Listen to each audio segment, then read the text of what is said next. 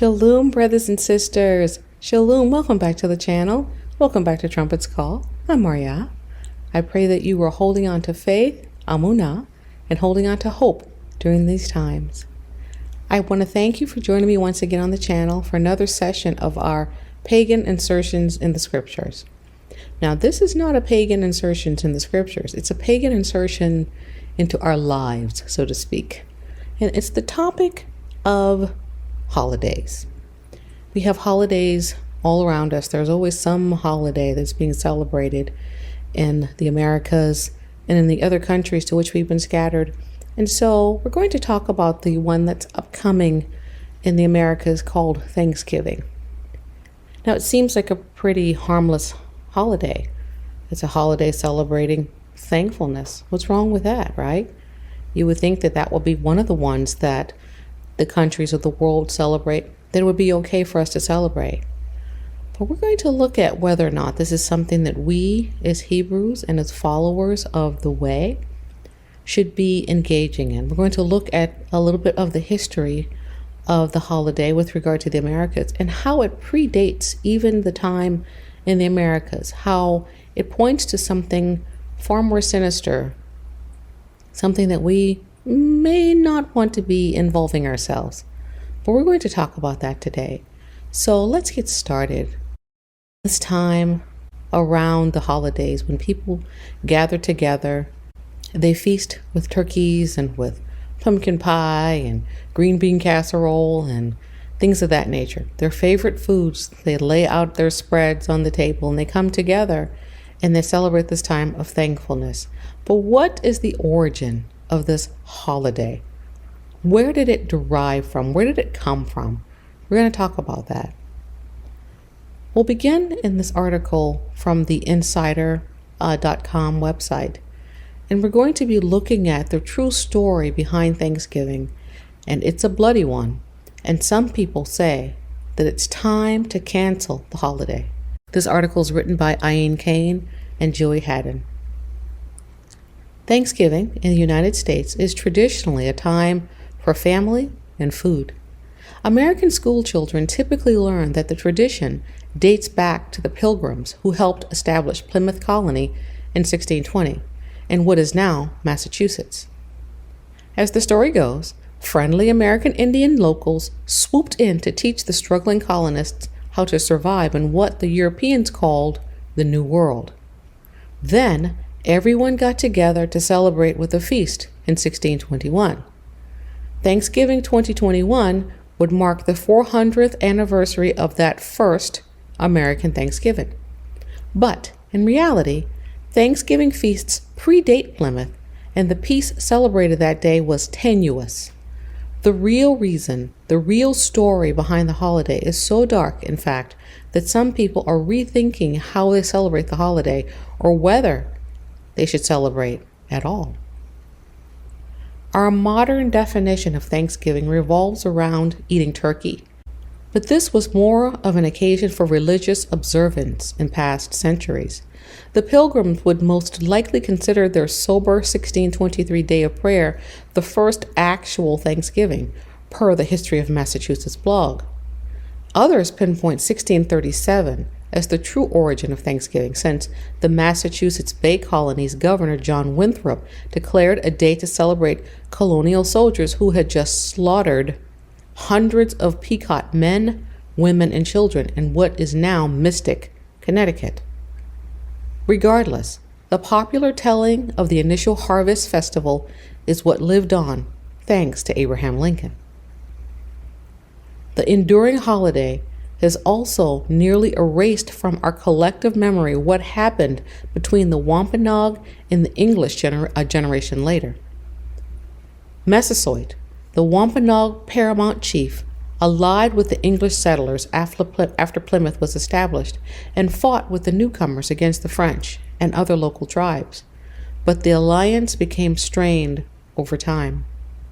As thousands more English colonists moved to Plymouth, taking over more land, authorities asserted control over more aspects of Wampanoag life, according to the historic contact Indian people and colonists in today's northeastern United States. A study published in the journal Quaternary Science Reviews estimated that disease had already reduced the New England indigenous population by 90% by 1620. The Wampanoag continued to die from what the colonists called Indian fever, an unknown disease brought by early European settlers, thought to be smallpox. By the time Massasoit's son, Metacomet, known to the English as King Philip, inherited leadership, relations had frayed. His men were executed for the murder of a Punkapuag interpreter and Christian convert John Sassaman, sparking King Philip's War. Wampanoag warriors responded with raids, and the New England Confederation of Colonies declared war in 1675. The war was bloody and devastating. Metacomet was beheaded and dismembered, according to It Happened in Rhode Island, and colonists impaled his head on a spike to display for 25 years. The war was just one of a series of brutal but dimly remembered early conflicts between Native Americans and colonists in New England, New York, and Virginia. The holiday's dark past has some people rethinking Thanksgiving. A recently renewed focus on racial justice in the United States has some people saying it's time to reevaluate the meaning and celebration of Thanksgiving. Teachers, professors, and Native Americans told the New York Times that they were rethinking the holiday that has marginalized the U.S. violence and cruelty against Native Americans, giving it names like Takesgiving and the Thanksgiving Massacre. And reflections on Thanksgiving are not new. According to the New York Post, the United American Indians of New England have been publicly mourning on Thanksgiving for decades. Frank James, an Akina Wampanoag activist who helped establish a national day of mourning in 1970, called the Wampanoag's welcoming of the English settlers perhaps our biggest mistake, the Washington Post reports. On the National Day of Mourning, Native Americans gather in Plymouth, Massachusetts for a day of remembrance. Prayers and speeches take place, accompanied by beating drums, before participants march through the Plymouth historic districts. Participants in the National Day of Mourning honor Native ancestors and the struggles of Native peoples to survive today. The commemorating plaque says, in part, it is a day of remembrance and spiritual connection, as well as a protest of the racism and oppression which Native Americans continue to experience. Well, there are many of us who experience racism and oppression in this country and in countries around the world, and it's so unfortunate what was done to the Native Americans. Essentially, they welcomed the colonists into this nation, into the United States. They helped them to grow their crops. They helped them to survive the winter. They aided, they assisted them. And they unfortunately trusted them. And when the Wampanoag tribes would not allow themselves to be controlled and bullied and have their lands and resources taken from them, they were brutally attacked and slaughtered. We go on to read in this article the 1637 Pequot Massacre. Most of us associate the holiday with happy pilgrims and Indians sitting down to a big feast, and that did happen once. The story began in 1614 when a band of English explorers sailed home to England with a ship full of Patuxet Indians bound for slavery. They left behind smallpox, which virtually wiped out those who had escaped. By the time the Pilgrims arrived in Massachusetts Bay, they found only one living Patuxet Indian, a man named Squanto, who had survived slavery in England and knew their language. He taught them to grow corn and to fish, and negotiated a peace treaty between the Pilgrims and the Wampanoag Nation. At the end of their first year, the Pilgrims held a great feast honoring Squanto and the Wampanoags. But as word spread in England about the paradise to be found in the New World, religious zealots called Puritans began arriving by the boatload. Finding no fences around the land, they considered it to be in the public domain. Joined by other British settlers, they seized land, capturing strong young natives for slaves and killing the rest. But the Pequot Nation had not agreed to the peace treaties Quanto had negotiated, and they fought back. The Pequot War was one of the bloodiest Indian wars ever fought. In 1637, near present-day Groton, Connecticut, over 700 men, women, and children of the Pequot tribe had gathered for their annual Green Corn Festival, which is the Thanksgiving celebration. In the pre-dawn hours, the sleeping Indians were surrounded by English and Dutch mercenaries who ordered them to come outside. Those who came out were shot or clubbed to death, while the terrified women and children who huddled inside the longhouse were burned alive. The next day, the governor of the Massachusetts Bay Colony declared a day of Thanksgiving because 700 unarmed men, women, and children had been murdered. Cheered by their victory, the brave colonists and their Indian allies attacked village after village. Women and children over 14 were sold into slavery, while the rest were murdered. Boats loaded with as many as 500 slaves regularly left the ports of New England. Bounties were paid for Indian scalps to encourage as many deaths as possible. Following an especially successful raid against the Pequot in what is now Stamford, Connecticut, the churches announced a second day of Thanksgiving to celebrate victory over the heathen savages. During the feasting, the hacked off heads of natives were kicked through the streets like soccer balls. Even the friendly Wampanoags did not escape the madness. Their chief was beheaded and his head impaled on a pole in Plymouth, Massachusetts, where it remained on display for 24 years. The killings became more and more frenzied, with days of Thanksgiving feasts being held after each successful massacre. George Washington finally suggested that only one day of Thanksgiving per year be set aside instead of celebrating each and every massacre. Later, Abraham Lincoln decreed Thanksgiving Day to be a legal national holiday during the Civil War. On the same day, he ordered troops to march against the starving Sioux Indians in Minnesota. This story doesn't have quite the same fuzzy feelings associated with it as the one where the Indians and Pilgrims are all sitting down together at a big feast. But we need to learn the true history so it won't ever be repeated. Next Thanksgiving, when they gather with their loved ones to thank their God for all their blessings, think about those who wanted only to live their lives and raise their families. They also took time out to say thank you to Creator for all their blessings. So we can see from this article that the day of Thanksgiving during this time of raids and massacre was repeated day after day after day. If there was a massacre every week, then they would have a day of Thanksgiving to celebrate. So you can see that this day of Thanksgiving, as it relates to the Americas, specifically is designed to celebrate the murder, beheading, subjugation of a people, the Native Americans of this nation. And so to celebrate it is to align yourself with the activities involved during this time.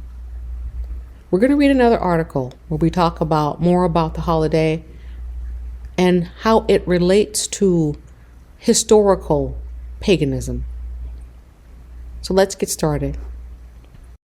This article is called Thanksgiving's Pagan Roots, the Secret in the Symbols.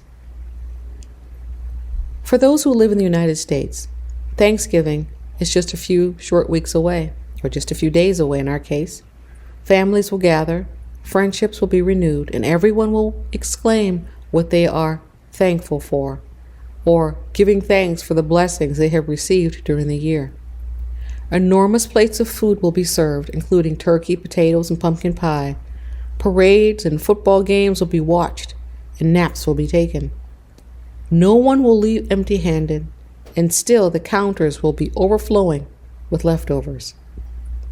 It's an American eating tradition.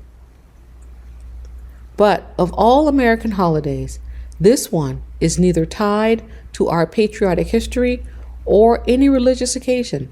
It's just Thanksgiving, and it's so much more. Throughout history, people have gathered together for great feasts celebrating the harvests, or the first beers being brewed, or any of a number of celebrations tied to the earth. And anyone who is anyone knows that earth-based anything has its roots in paganism. In case you're unfamiliar with the exact meaning of the word pagan, it must be understood that it was originally a term used to identify anyone who wasn't a Christian. All of the earth-based old world religions were considered pagan. As time passed, the term took on a darker tone and was used to demonize or persecute those who refused to convert. The great civilizations of the past had their own versions of Thanksgiving. The Romans celebrated a holiday called Cerilia in early October. The festivities were included feasting while thanking the goddess of the harvest, Ceres. In ancient Greece, they honored Demeter. She was the goddess of the harvest, agriculture, and especially corn. The Celts and Anglo-Saxons had many celebrations connected to thanking the gods for a productive harvest. Lammas, Mabon, Samhain were some of the names of the three great harvest festivals of the ancient world. As time progressed, these events were adopted and adapted. In England, the autumnal feast called Harvest Home was derived from a variant of the ancient Celtic feasts. But instead, building great balefires and worshiping the ancient gods, the Christians appropriated parts and added others. Harvest Home was a 3-day feast that began with a special church service followed by a communal dinner. Later, the Puritans would shun Harvest Home, as well as Christmas and Easter, on the grounds that they were or had pagan origins. The belief that merging pagan celebrations with Christian doctrine, this is called syncretism, for the sake of converting people didn't sit well with the common people once they discovered it. Their religious beliefs, as well as the austerity and difficulty of their lives and the rather primitive settlement, did not permit them the luxury of celebration. Their severe living conditions required discipline and sacrifice, yet the creation of a new holiday that specifically thanked their God for the harvest that enabled them to survive the winter seemed just fine. The Native American spiritual worship was also considered pagan by the church, since it didn't fit into their one God doctrine. Yet the Wampanoag tribe of Native Americans had their meal with the pilgrims on that faithful day, gave thanks to their many spirits they worshipped on that day. They gave standing to the precious corn crop for its life-giving nourishment. They celebrated Khitan the Creator, as well as the obvious similarity to the Christian God. Despite the passing of time, the Christian Church has not been able to eliminate Thanksgiving as a holiday, eventually accepting it as a nationalistic day with no connection to the church. Basically, they rejected it as another potential stolen pagan celebration that they could repackage to their parishioners. Much like Halloween, Thanksgiving had a deeper root into the lives of the early people than the church could imagine. Symbols of Thanksgiving and their meaning. Cornucopia. A cornucopia is a horn-shaped basket, usually filled to the point of overflowing with the bounty of the recent harvest.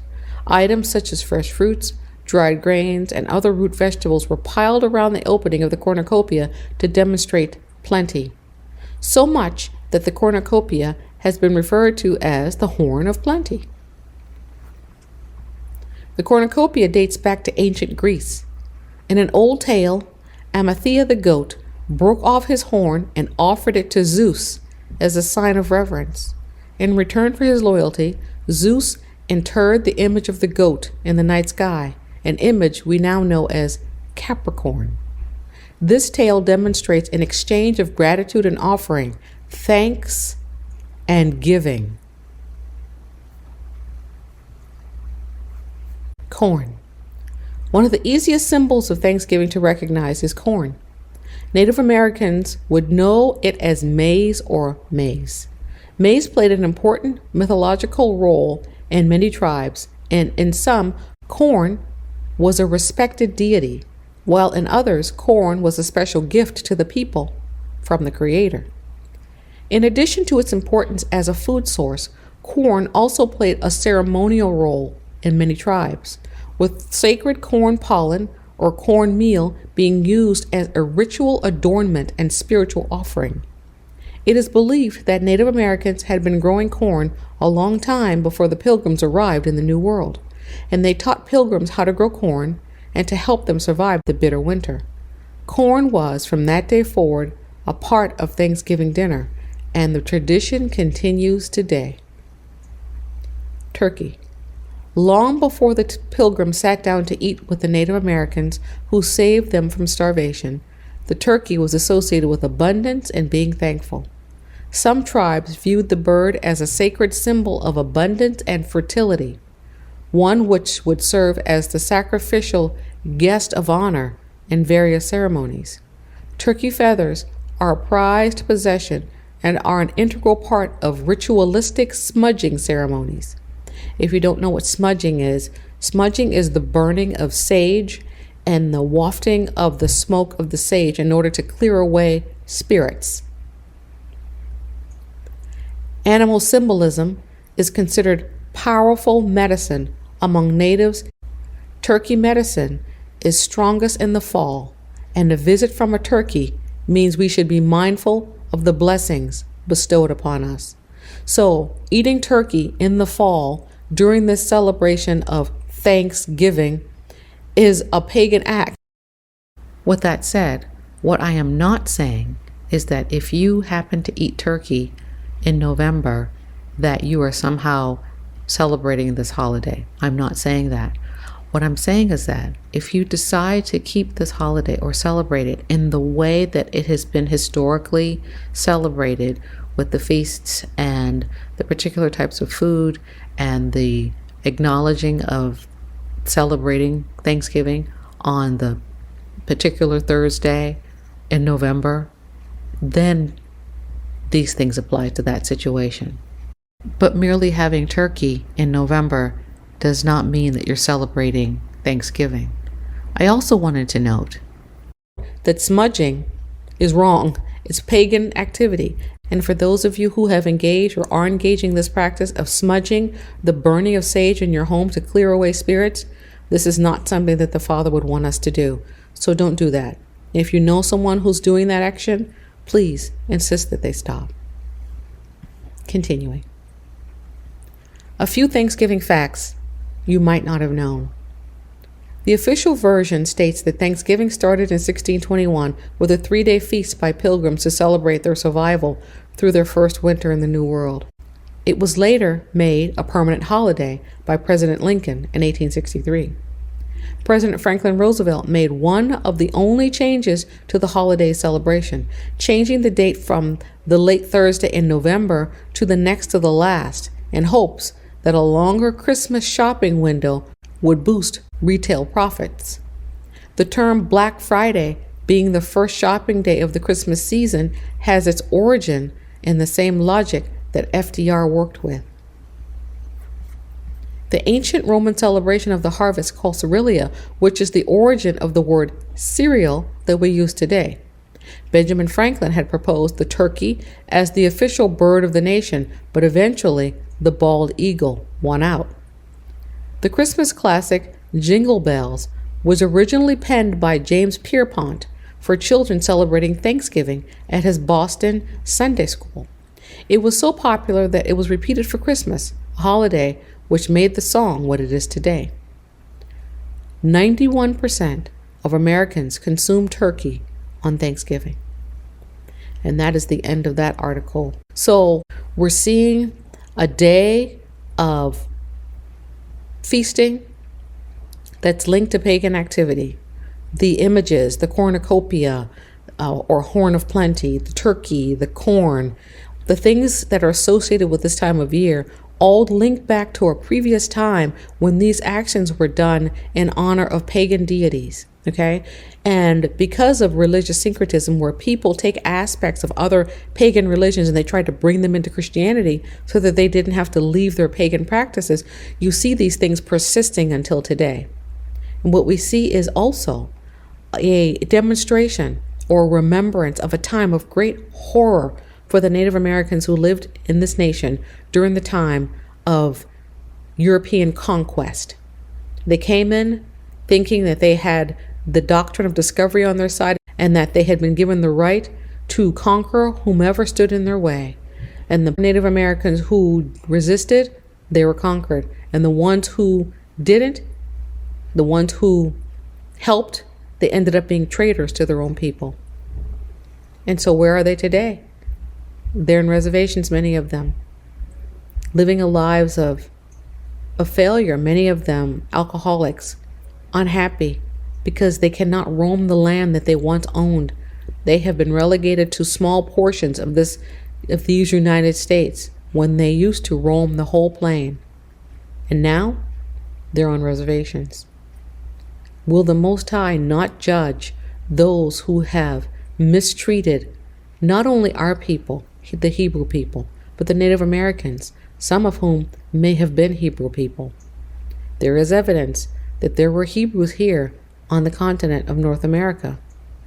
Could some of those people that were beheaded, that were mistreated, that were murdered, could they have been some of our people, some Hebrews? We don't know. History doesn't tell us that.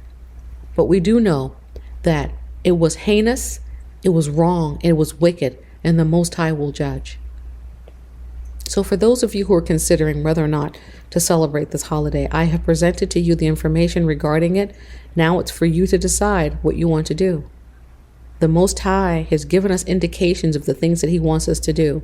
He has given us our 7 feasts that we are to celebrate. He has told us what He wants us to do regarding celebrating and looking to Him for our guidance. So if we were to follow what He tells us to do, we would have no problem. We would know that Thanksgiving and Christmas and Halloween and Valentine's Day, that these things are not for us. They're not for those who have been set apart to the Most High's purpose. They're not for us. But if you need to get into the Most High's presence and ask Him, by all means, please do that. Take the information that you've heard here today and enter into His presence and ask Him, what would He have you to do? And I'm sure that He will give you guidance regarding how you are to respond to these things. But some may say, well, it's harmless. It's a time of Thanksgiving. Why can't we just celebrate this holiday? Well, if you choose to ignore the things that you have just heard regarding the pagan nature of the holiday and regarding the brutal nature of the holiday, there's a simple reason why you shouldn't celebrate the holiday. The Most High has told us in His Word how He is to receive thanksgiving from us. He has spoken to us very loudly and very clearly in His Word regarding thanksgiving. Let us read Psalms 100. Miss Marie. Make a joyful noise unto Yahuah, all ye lands. Serve Yahuah with gladness. Come before His presence with singing. Know ye that Yahuah, He is Eluah. It is He that hath made us, and not we ourselves. We are His people, and the sheep of His pasture.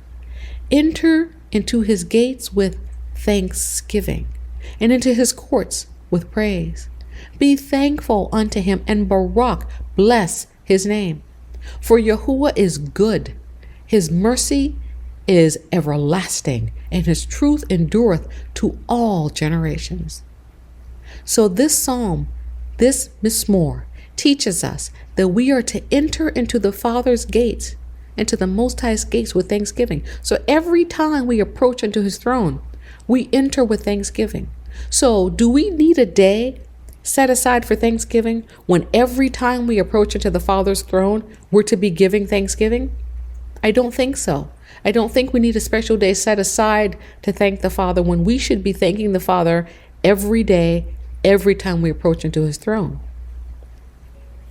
We also read in Psalm 26, that I may publish with the voice of thanksgiving and tell of thy wondrous works. Whenever we tell the Father all of the wonderful things that He's done, we're doing it with a mouth and with a voice of thanksgiving. Psalm 50, Mitzmor 50. Offer unto Yahuah thanksgiving, and pay thy vows unto the Most High. Pay thy vows. Offer unto Yahuah thanksgiving every day, not just one day per year.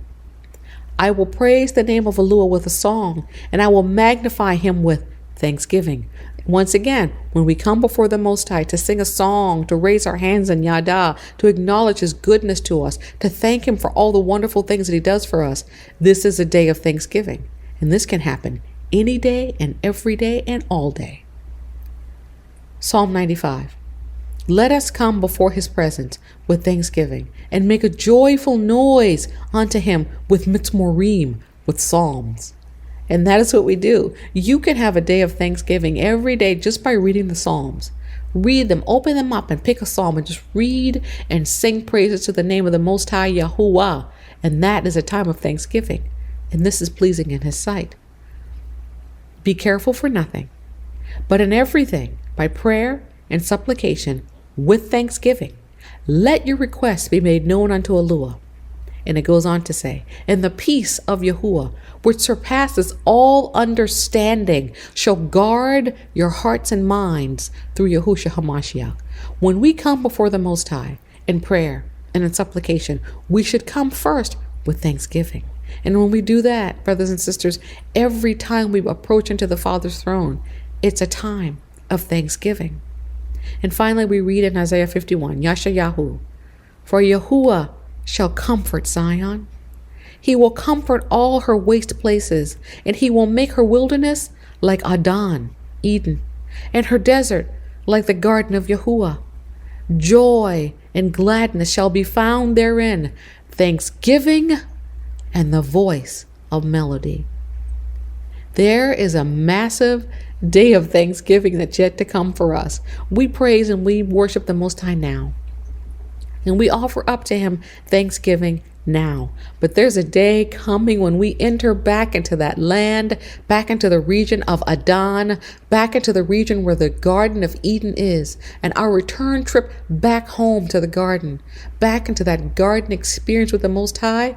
Oh, what a day of rejoicing that will be. What a day of thanksgiving that will be. So there yet remains a wonderful national day of thanksgiving for our people. It's coming. And it's not tied to turkey or corn or green bean casserole. It's tied to us thanking the Father as he has returned us back to our rightful place in his presence and in our homeland. And that day is soon to come. So let us lift up our voices like a trumpet now, today in the land of our captivity. And let's look forward to that time when we can praise the Most High from our homeland. Let us praise him now. Let us raise our voices in praise and thank him now. Let us look forward into the future and have the feeling and the joy that that day will bring now. And let us worship him now in the beauty of his set apartness. Let us do it now. He is worthy of our praise. He is worthy of our thanksgiving. And that is the true meaning of thanksgiving for those who are in Torah, for those who are in Mashiach. It is a perpetual praise coming from our lips, coming from our hearts to the Father's heart. It's not about a feast around a table. It's about us opening our hearts to the Father and giving ourselves to him and allowing him to give himself back to us. So, I have brought forth to you what I have been able to research about Thanksgiving. This is for you to take to the Father to determine what he wants you to do. It seems pretty obvious to me how you would want to handle the situation, but I'm not you and you're not me. So you take it to the Father and you determine what he would have you to do in the situation. Okay?